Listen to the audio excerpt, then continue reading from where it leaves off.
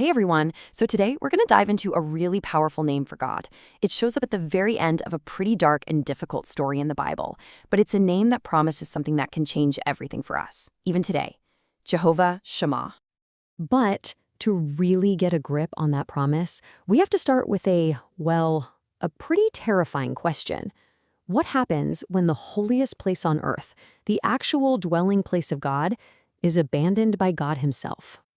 Yeah, this is what happens.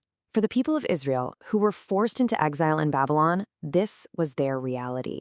The prophet Ezekiel, he described it as a valley of dry bones. I mean, we're talking about a situation with absolutely zero hope. So how did they even get here? To really understand the solution, we first have to see the problem up close, just like Ezekiel did.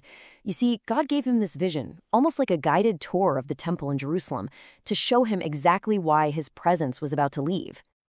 And what Ezekiel saw, it wasn't a holy place of worship at all. It was a scene of just deep spiritual betrayal. The very people who were supposed to be the closest to God had filled his own house with things he just despised. So the vision kind of plays out in 4 stages, and each one gets worse.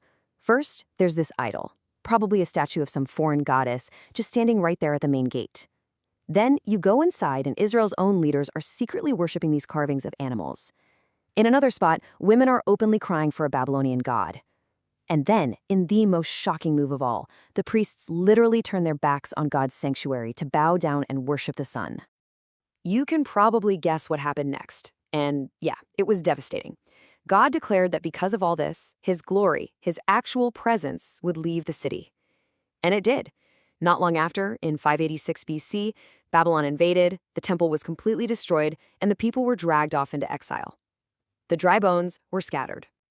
All right, so it's really easy to look at a story like that, thousands of years old, and think, okay, statues, foreign gods, what on earth does that have to do with me? Well, the Bible tells us that our own hearts, our minds, are meant to be a temple for God. So what does that kind of betrayal look like for us? Well, this is where it gets really personal. See, idolatry isn't just about bowing to a statue.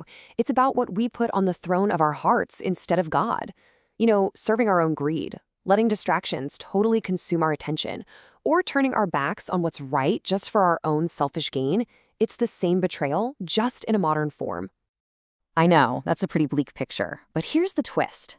Right in the middle of all this judgment, even as God is explaining why he has to go, he makes one of the most surprising and sacred promises in the entire story. And what God promises here it's incredible. He says that even though his people are scattered everywhere, far from their temple, he himself will become their sanctuary. The building might be gone, but the God of the building, he wasn't. He would be their holy place, right there with them, wherever they were. And that right there is the heart of the whole thing. The ultimate hope wasn't about rebuilding some stone temple. It was about restoring a personal, portable presence. God was making it crystal clear. He isn't stuck in one location. He is committed to his people. Okay, so this all builds to a climax, the grand finale of Ezekiel's entire vision. After seeing all these scenes of restoration and renewal, the book ends by giving the new restored city a brand new name. And that new name is Jehovah Shammah. This name, it just wraps up everything God had been promising through all that destruction and despair. And what does it mean?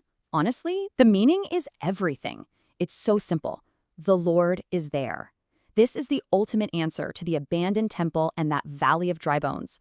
The promise isn't just that God will pop in for a visit, but that he will be there, a constant, unwavering, settled presence.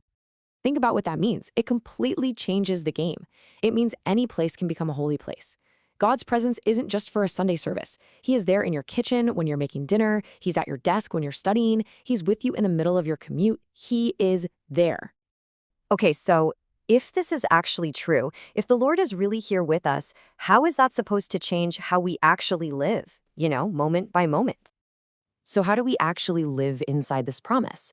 Well, it kind of boils down to 3 things. First, we have to choose to remember his promise that he's with us, especially when our feelings or our situations are screaming that we're alone. Second, we can pray for the strength to push back against our modern idols, all those distractions and desires that try to pull our focus away. And third, we can just start to consciously act with the awareness that He is present, which brings a new purpose and even holiness to the most normal everyday tasks. And that brings us right back to where we are right now. This isn't just some old story or a cool theological idea. If Jehovah Shammah, the Lord is there, is true, then how does that change this moment for you, right where you're sitting? What does His presence mean for the very next thing you do?